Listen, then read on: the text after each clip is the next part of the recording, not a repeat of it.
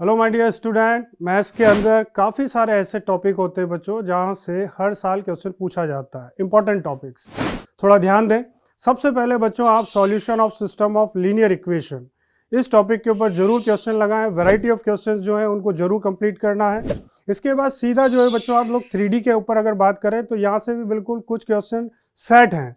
जैसे अगर सबसे पहले हम बात करें shortest distance between two skew lines, parallel lines, distance of A point from the line, और लास्ट में बच्चों फुट ऑफ परपेंडिकुलर और इमेज का क्वेश्चन आप लोग जरूर बनाएंगे, बहुत अच्छे से बनाएंगे। फिर इसके बाद अगर हम बात करें थोड़ा सा डिफरेंशियल इक्वेशन साइड पर 3 मेथड है, तो यहाँ देखा गया है बच्चों जो लीनियर डिफरेंशियल इक्वेशन है इसके ऊपर क्वेश्चन मिलता ही है, बहुत अच्छे से प्रैक्टिस करनी है। साथ में बच्चों एक चीज और कहना चाहूंगा कि जो केस स्टडी है इसके अंदर आप लोग प्रोबेबिलिटी और साथ में एप्लीकेशन ऑफ डेरिवेटिव वाला जो पार्ट है इसके ऊपर प्रीवियस ईयर में जो आई हुई केस स्टडी है उनको जरूर लगाएं। ओके बच्चों।